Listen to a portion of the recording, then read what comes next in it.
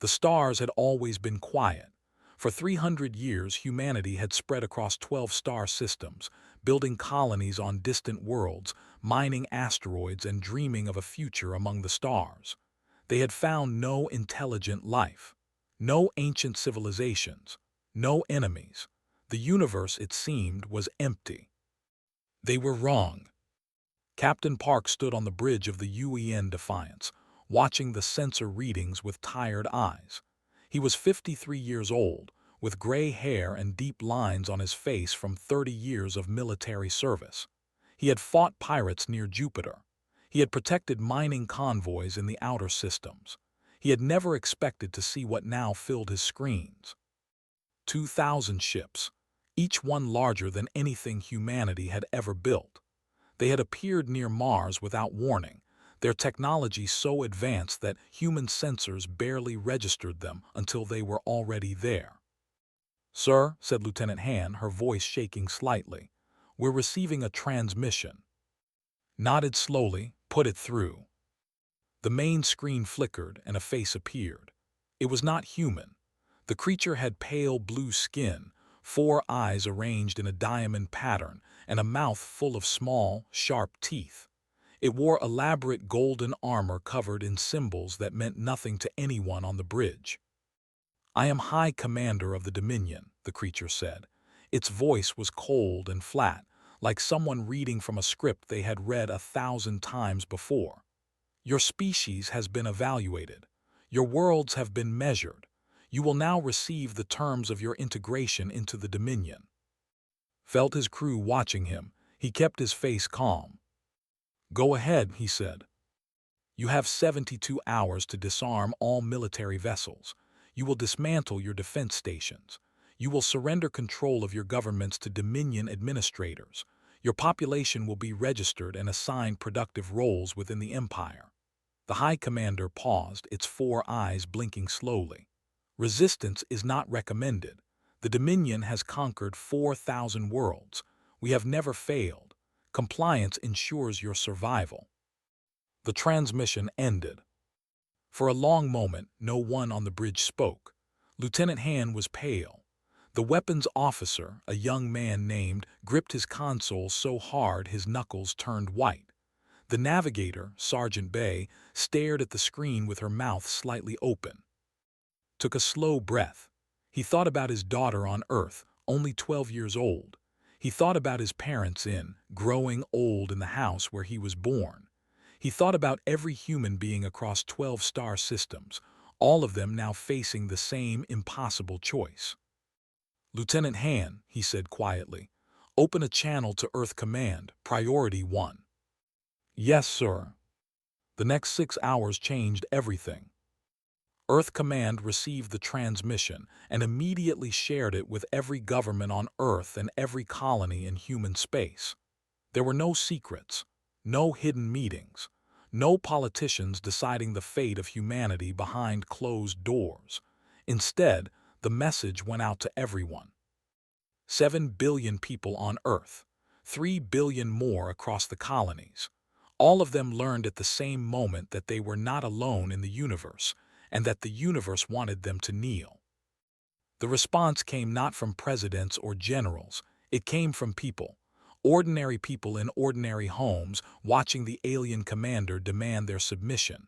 Factory workers, teachers, farmers, students, parents holding their children, old men and women who had lived through hard times before. They answered with a single word, spoken in 100 languages, rising from every corner of human civilization like a wave. "No." Captain received the official response from Earth Command 12 hours after the ultimatum.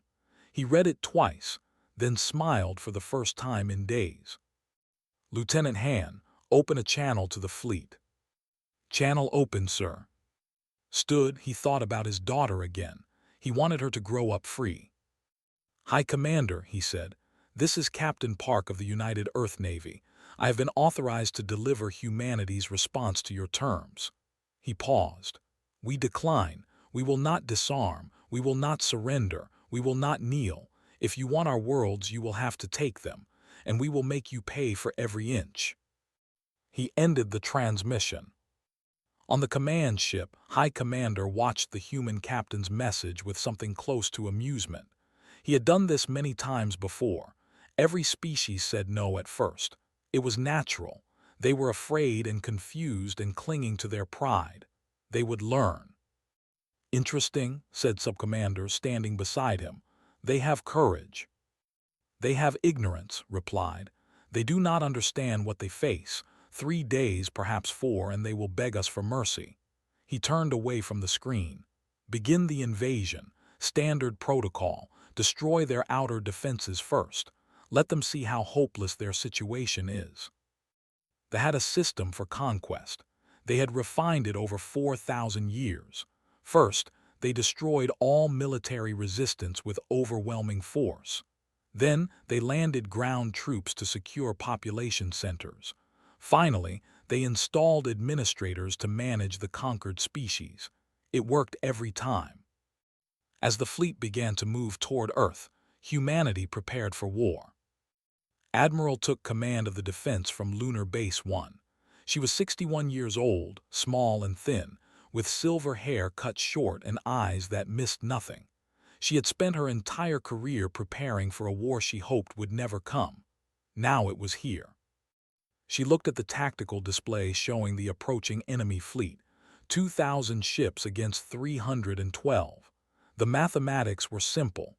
The outcome was obvious. She smiled. "All ships," she said calmly.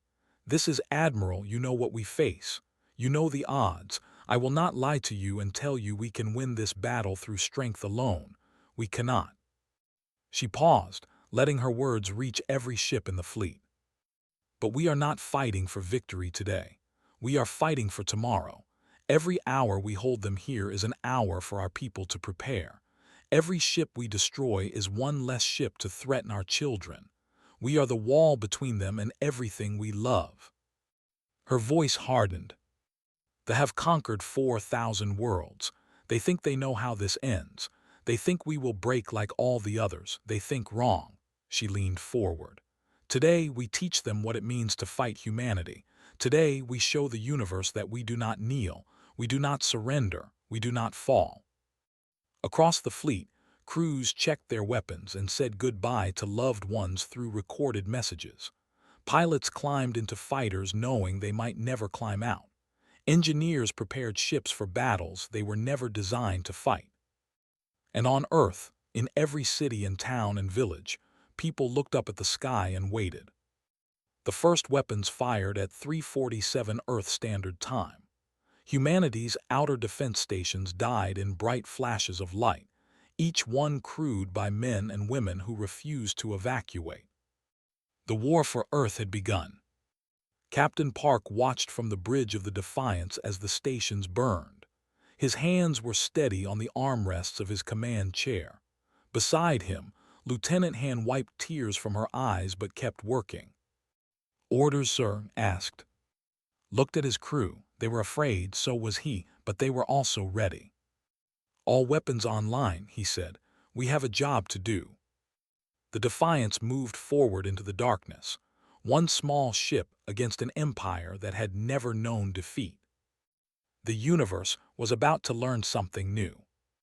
The Battle of Earth began with fire and silence. Admiral watched from Lunar Base 1 as the first wave of ships advanced. They moved with perfect coordination, thousands of vessels acting as one, their formation elegant and deadly. In all her years studying military history, she had never seen anything so beautiful or so terrifying.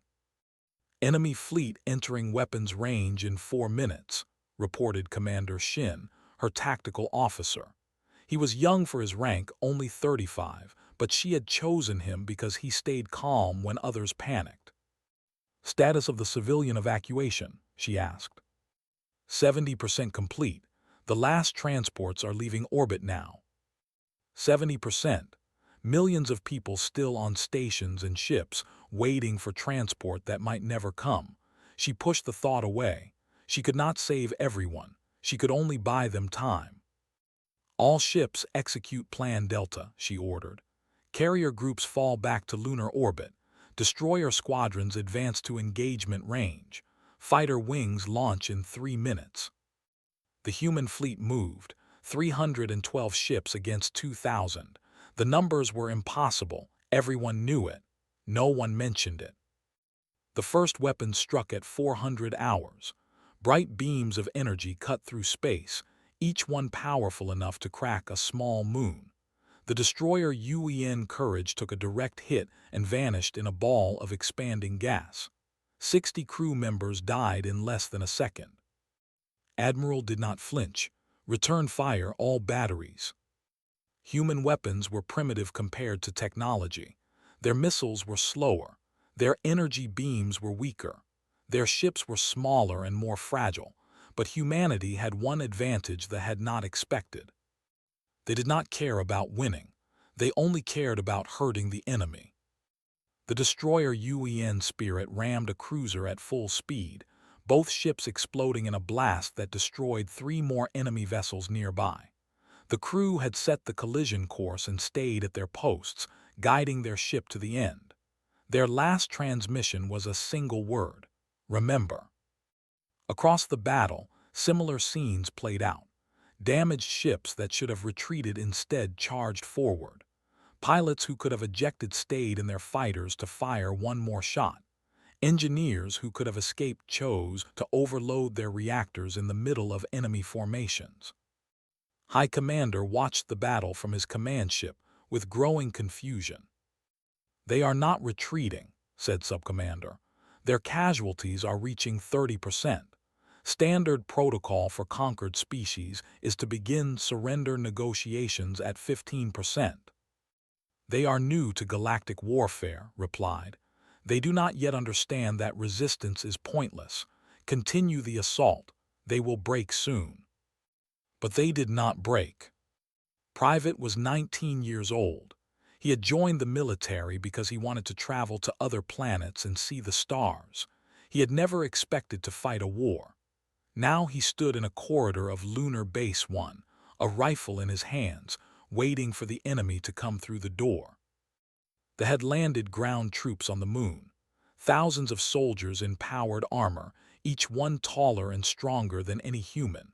They moved through the base like ghosts, killing everything in their path. Squad had been ordered to hold Corridor 7. There were 12 of them at first. After the first hour, there were 6. After the second hour, there were 3. After the third hour was alone. He was wounded. A piece of shrapnel had torn through his left arm, and he had wrapped it with a torn piece of his uniform. The bandage was soaked with blood. He could barely feel his fingers. The door at the end of the corridor opened. 3 soldiers stepped through, their weapons raised. Fired, his first shot hit the lead soldier in the head, dropping it instantly. The second soldier fired back, the beam burning a hole in the wall beside him, dove to the side and fired again, hitting the soldier in the chest. It fell. The third soldier charged, pulled the trigger, but his rifle was empty. He threw it at the alien and reached for his pistol, but the soldier was too fast. It swung its weapon like a club and felt something break in his chest. He hit the ground hard. The stood over him, raising its weapon for the killing blow. Grabbed the knife from his belt and drove it into the gap between the soldier's armor plates. The alien screamed and fell, crawled on top of it, pulling the knife free and stabbing again and again until the screaming stopped. He lay there for a long moment, breathing hard, blood pooling around him. Then he heard more footsteps, more soldiers coming. He picked up a fallen rifle. It was too heavy for him to hold properly, so he rested it on a piece of debris and aimed at the door. "Come on," he whispered, "come on." They came, and he kept fighting. 11 hours later, reinforcements finally reached Corridor 7. They found Private standing in the middle of 47 bodies. His rifle was empty. His pistol was empty. He was holding a fire axe he had pulled from an emergency station on the wall. He was still breathing. "Private," said the squad leader, a sergeant named O. "Private, we're here, it's over." Looked at her with glazed eyes. "More coming," he said. "More always coming." Not anymore. We pushed them back. The corridor is secure. Stepped closer, her voice softening. You did it, son. You held them. Blinked. He looked down at the axe in his hands, then at the bodies around him. Something in his face changed. Not relief. Something harder. Good, he said. Where's the next fight? The story spread through the human forces like wildfire. One soldier, 19 years old, holding a corridor for 11 hours against overwhelming odds. It should not have been possible. It should not have happened. But it did, and it kept happening. All across the battle, humans did impossible things. A civilian transport captain named flew her unarmed ship directly into a landing craft, destroying both vessels and saving the evacuation station behind her. A team of engineers led by Chief Specialist Moon jury-rigged a mining laser to fire at combat intensity, destroying an enemy cruiser before the weapon exploded and killed them all. A group of students on Mars Base 3 held their school building for 6 days with nothing but emergency supplies and improvised weapons. They had conquered 4,000 worlds. They had never seen anything like this. At the end of the first week, High Commander reviewed the casualty reports with growing disbelief. 400 ships lost, 60,000 soldiers dead, 12 assault commanders killed. This is not possible, he said. We outnumber them 7-1. Our technology is centuries ahead of theirs. How are they doing this? Sub-Commander had no answer. They do not fight like any species we have encountered. They do not retreat. They do not surrender. They spend their lives like currency, buying time and damage with their own deaths. Then we will grind them down, said coldly. Send another wave, and another after that. Eventually, they will run out of bodies to throw at us. The second wave launched, the third, the fourth. Humanity kept fighting. Admiral had not slept in 3 days. Her fleet was down to 200 ships. The enemy had advanced to Earth orbit. The ground invasion had begun. She stood on the bridge of her command station, watching the feeds from Earth. Cities burning, people fleeing, soldiers dying. Admiral, said Commander Shin, the enemy is requesting communication. Put it through. High Commander appeared on the screen. He looked tired. Even aliens, it seemed, could feel exhaustion. Admiral, he said, you have fought well, better than any species we have encountered, but the outcome is certain. Your fleet is broken. Your planet is falling. Surrender now, and I will grant your people favorable terms. Looked at him for a long moment, then she smiled. High Commander, she said, in human history there is a word for people who surrender when things look hopeless. We call them losers. She leaned forward. I am not a loser, and neither are my people. You want Earth? Come and take it. But know this, every step you take will cost you blood. Every victory will feel like defeat. And when this is over, the universe will remember that humanity made the mighty bleed. She ended the transmission. The battle continued. The blood continued to flow, and humanity continued to fight. Because that was what humans did. 3 months into the invasion, Earth was burning. Doctor had not seen the sun in 67 days. She lived in the tunnels beneath Seoul, in a bunker that had been built for earthquakes and was now home to 3,000 refugees. The air was stale and thick. The lights flickered constantly.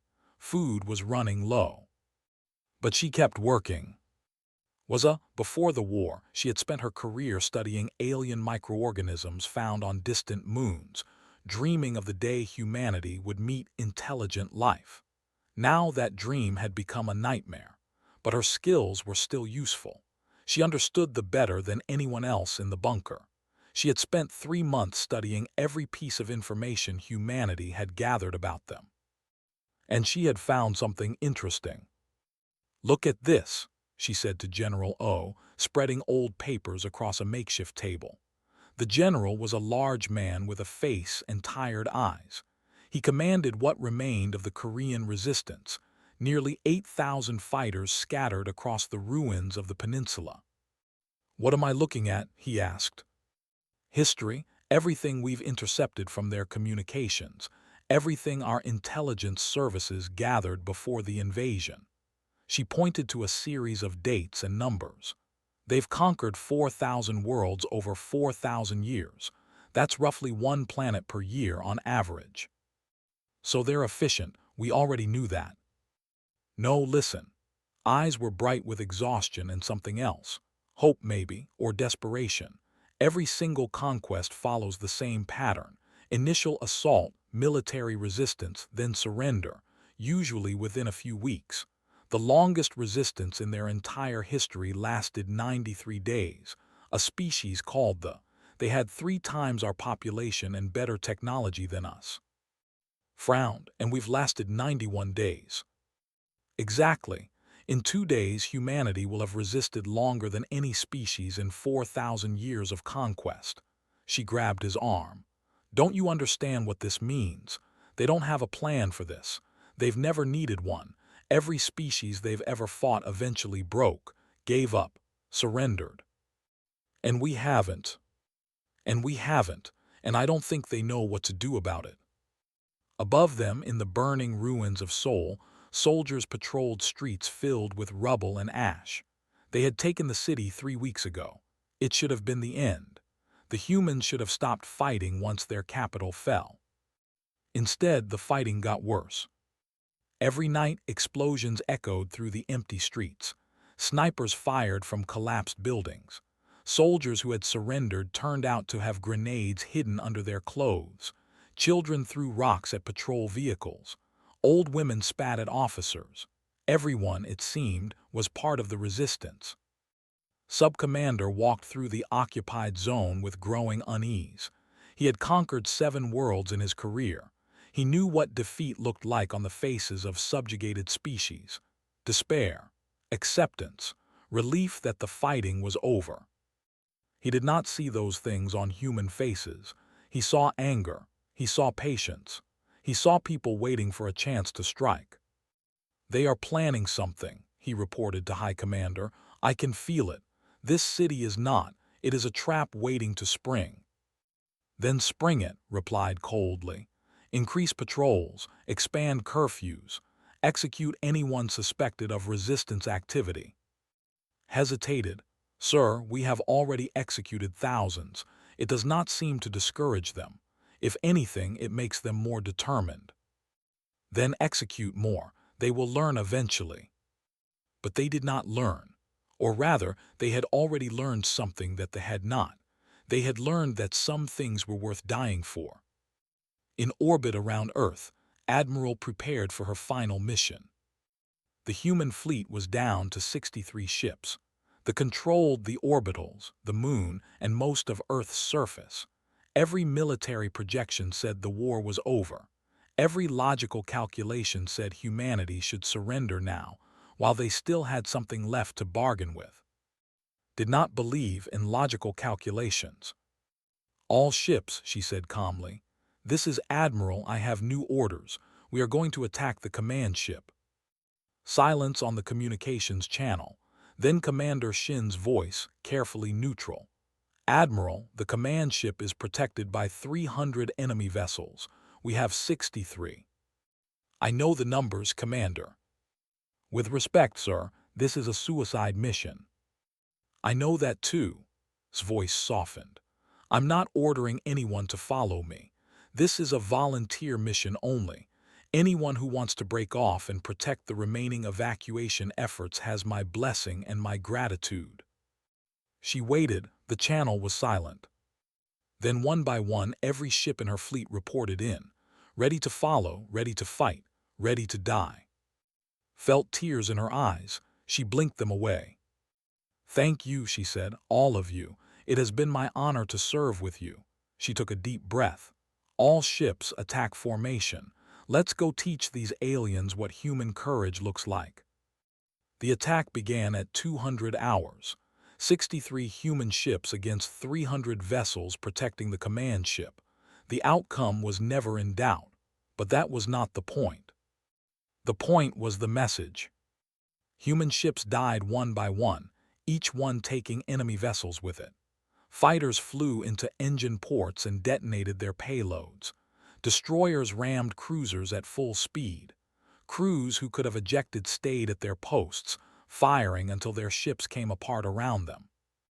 Admiral's flagship, the UN Eternal, pushed through the defensive line. She lost her port engines. Her shields failed. Half her crew was dead, but she kept going, driving toward the command ship with everything she had left. She did not reach it. A battle cruiser intercepted her, weapons blazing. The Eternal's hull cracked. Fire spread through the corridors. The bridge was filling with smoke. Sat in her command chair, blood running down her face from a head wound, and smiled. "Open a channel," she said. "All frequencies, I want everyone to hear this." The channel opened. Her voice went out to every human ship, every station, every bunker on Earth. "This is Admiral," she said. "I am speaking to every human who can hear my voice. We have lost this battle. I am about to die, but I want you to know something." She paused, coughing blood. "We are still here. After everything they have thrown at us, after every ship destroyed and every city burned, we are still here. And we will always be here. They cannot break what refuses to break. They cannot kill what refuses to die." The ship fired again. The Eternal shuddered. "Keep fighting," whispered. "Keep hopping. Keep being human. That is how we win. Not by defeating them today, but by showing them that we will never, ever give up." Her voice rose, strong and clear despite the blood in her lungs. "We are humanity. We do not kneel. We do not surrender. We do not fall." The Eternal exploded. Admiral died with her crew, 63 years old, her duty complete. In bunkers across Earth, people heard her final words. Doctor heard them in the soul underground. General O heard them in his command post. Private, still recovering from his wounds in a field hospital, heard them through a crackling radio. No one spoke. No one needed to. They all understood. The war was not over. The war would never be over. Not until every human was dead, and maybe not even then. Because was right. You cannot break what refuses to break. You cannot kill what refuses to die. And humanity refused. On the command ship, High Commander watched the remains of the human fleet scatter. He had won. His enemies were destroyed. Earth lay beneath him, conquered and burning. So why did he feel like he had lost? "Sir," said Subcommander quietly, "the human admiral's transmission. It was received across the entire planet.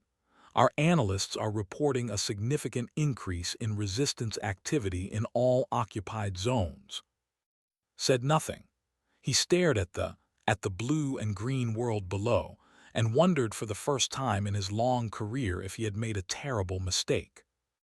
Below on Earth, 7 billion humans looked up at the sky and made a silent promise. They would keep fighting, they would keep dying, they would keep being human. And one day, they would learn what that truly meant.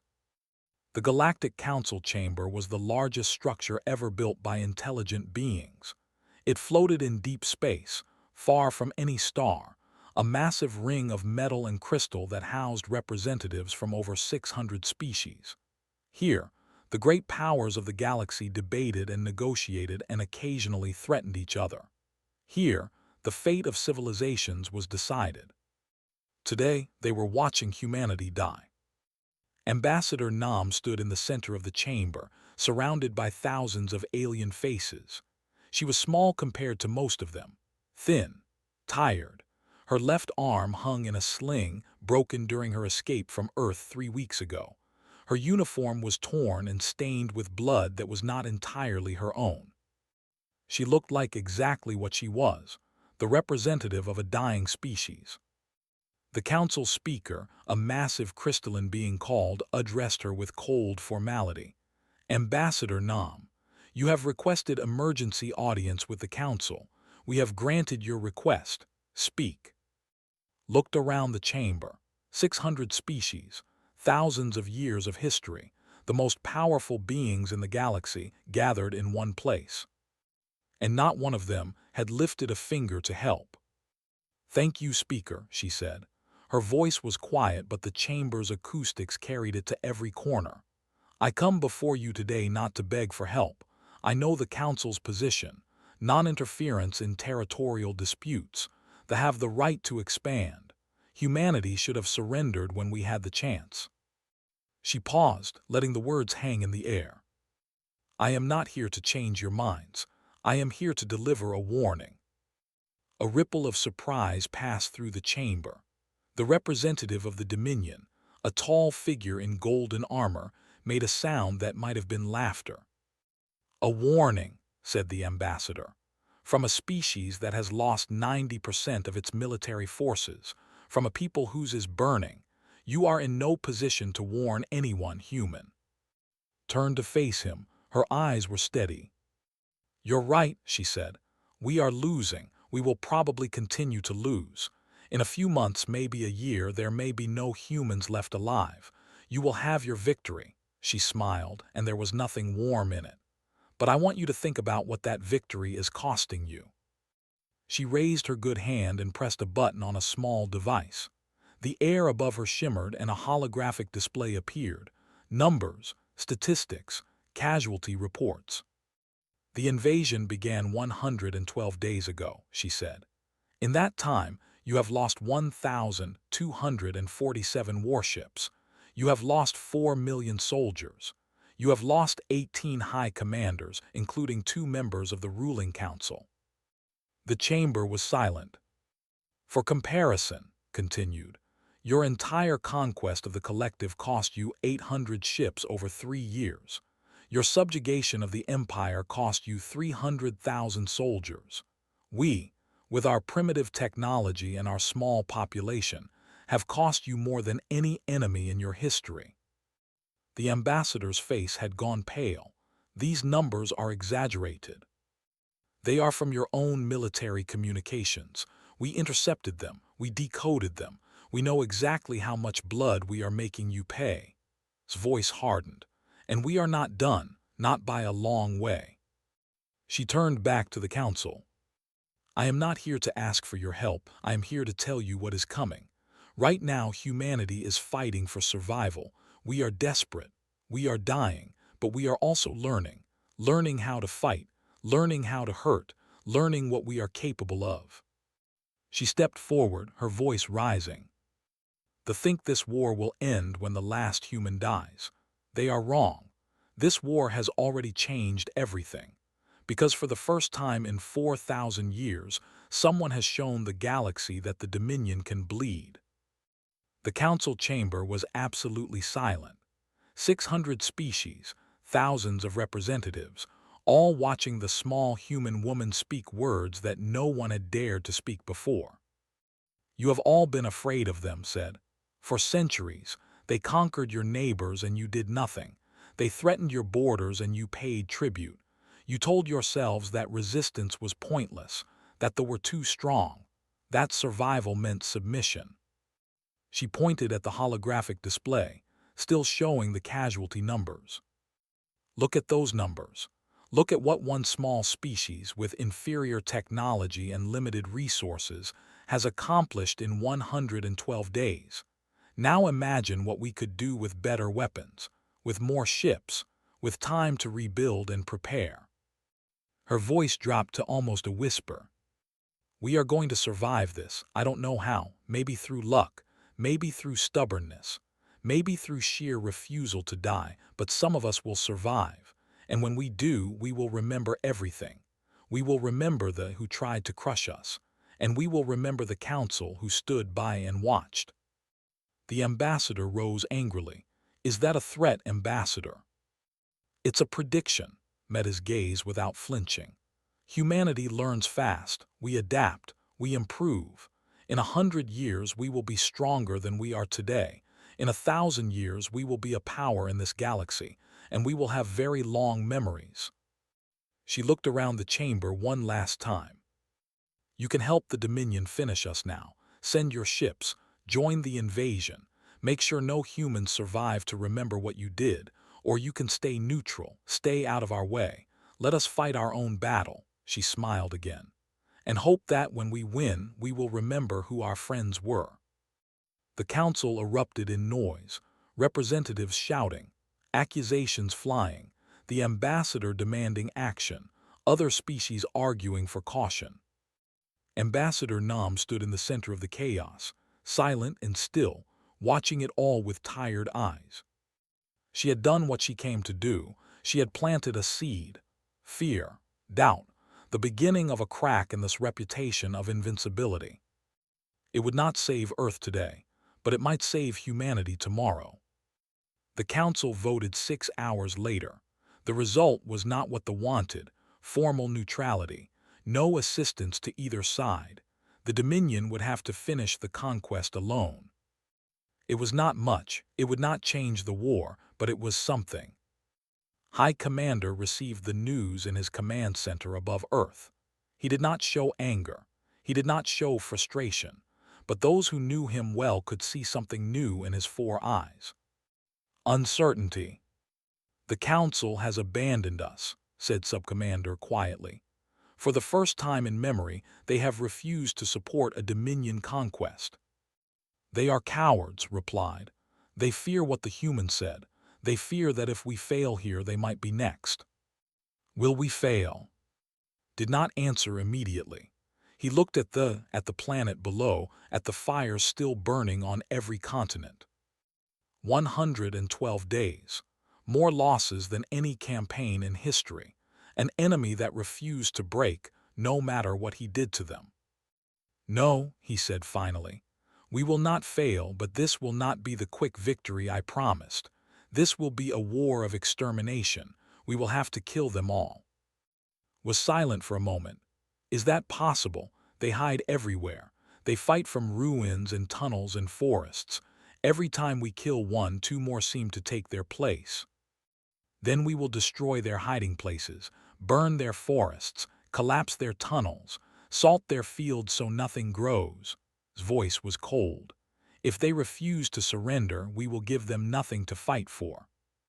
The order went out: total war, no mercy, no prisoners, kill everything that moves. On Earth, the survivors heard the news and prepared for the worst. In the Soul underground, Doctor gathered her research and began planning for a world without cities. General O reorganized his forces for guerrilla warfare that might last decades. Across the planet, humans dug deeper into the Earth, stockpiled supplies, and prepared to fight a war of attrition against an enemy that had decided to wipe them from existence. And in the ruins of every city, in the ashes of every burned village, humanity's children learned to hate. They learned to hate the who killed their parents. They learned to hate the council who watched and did nothing. They learned to hate the universe that had let this happen. But most importantly, they learned to survive. Because that was what humans did. They survived, they adapted, they endured. And one day, they would have their revenge. Ambassador Nam returned to Earth a week after her address to the Council. Her shuttle was shot down over the Pacific Ocean. She survived the crash and swam to shore, where a resistance cell found her 2 days later, half dead from exhaustion and exposure. Her first words when she woke up were, "Did it work?" General O was there, sitting beside her bed in an underground hospital. "It worked. The Council is staying out of it. They are alone." Closed her eyes. "Then we have a chance." "A small one." "Small chances are all we've ever had." She opened her eyes and looked at him. "Now we just have to stay alive long enough to take it." Outside in the burning world above, the war continued. But something had changed. The universe was watching now. And for the first time in 4,000 years, the Dominion was fighting alone. Humanity had bought itself time with blood and defiance. What they did with that time would determine the fate of their species. And the galaxy. 1 year after the invasion began, High Commander stood in his command center and faced the truth he had been avoiding for months. He was losing. Not in the traditional sense. His forces still controlled most of Earth's surface. His ships still dominated orbit.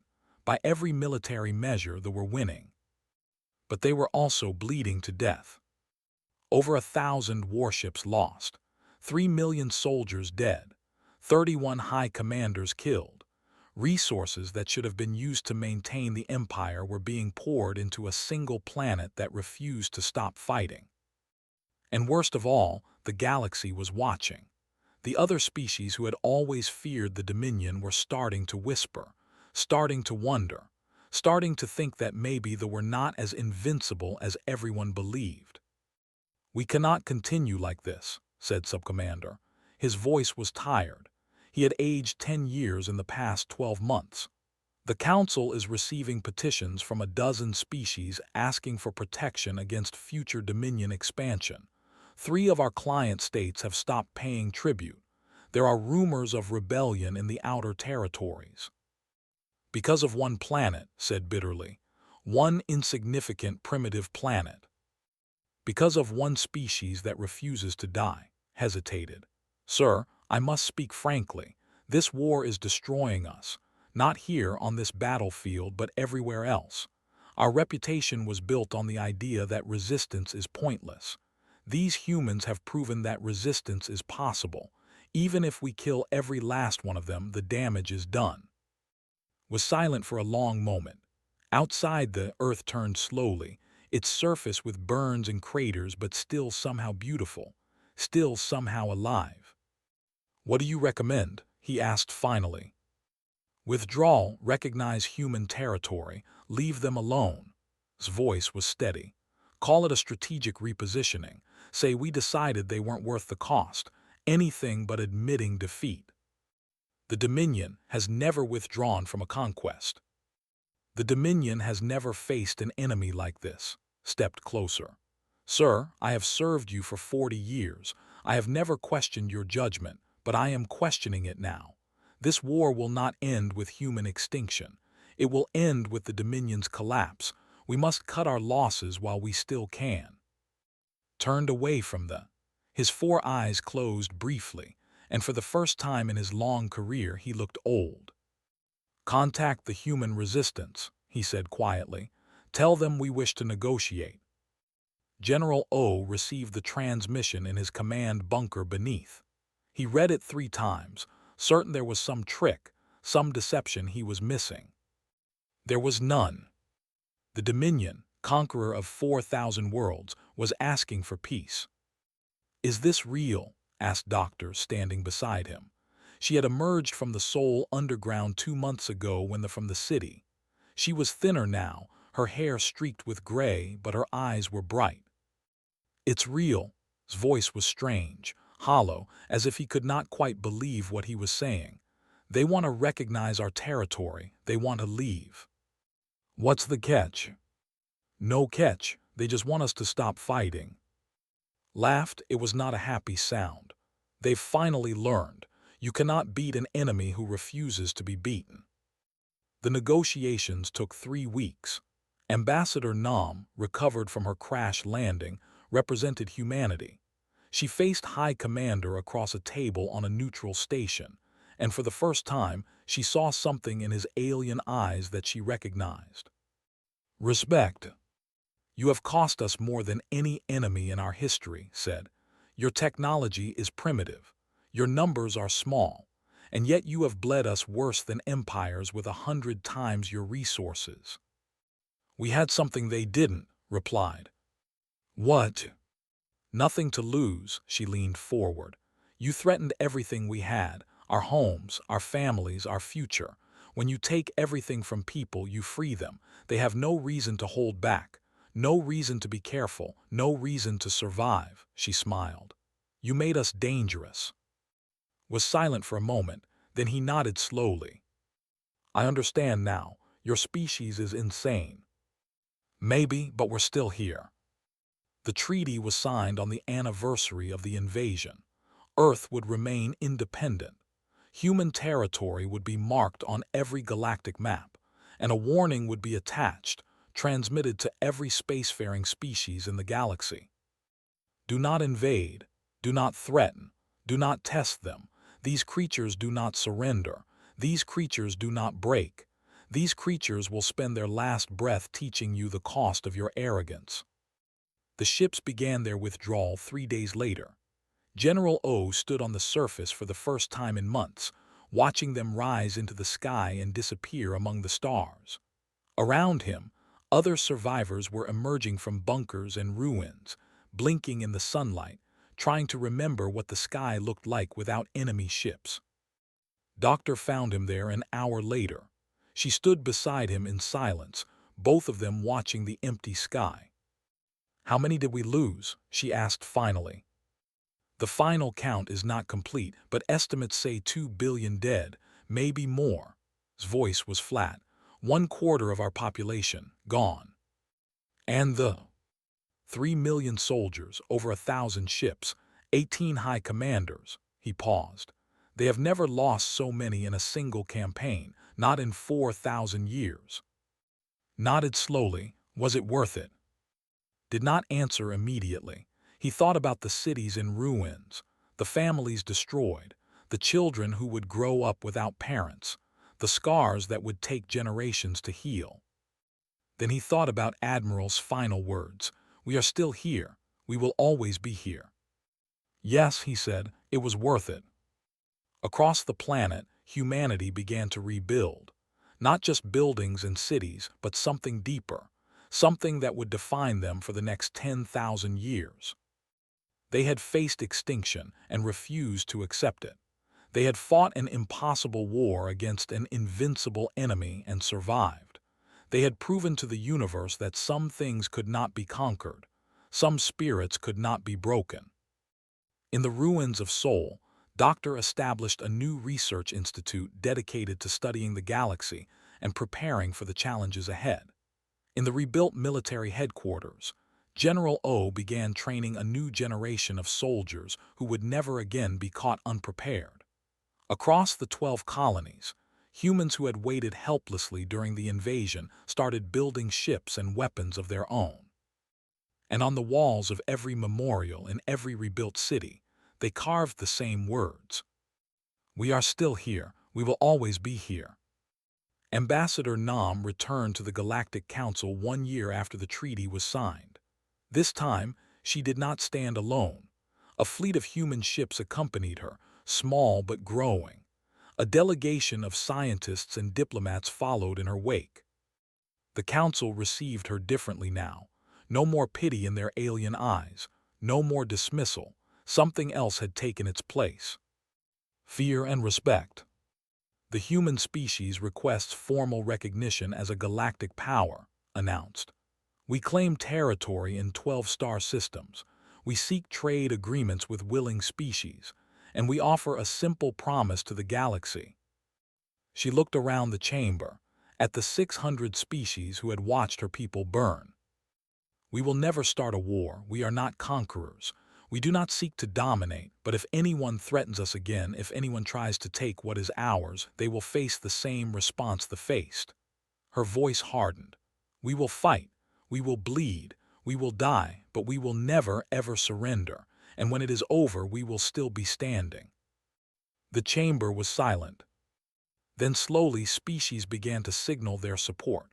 One by one, dozens, hundreds, old enemies of the who had never dared to stand up, neutral powers who saw which way the wind was blowing, even a few Dominion client states quietly breaking their chains. The galaxy was changing, and humanity had changed it. Returned to Earth a hero, she was offered positions of power, honors beyond counting, a place in history. She refused them all. Instead, she went to the memorial in Seoul, where a wall held the names of everyone who had died in the war. 2 billion names, carved in stone, stretching for kilometers. She found the name she was looking for near the end. Admiral, the woman who had held the line when holding was impossible, the woman whose final words had become humanity's anthem. Placed her hand on the cold stone and whispered the words that every human child would learn from this day forward. "We are still here. We will always be here."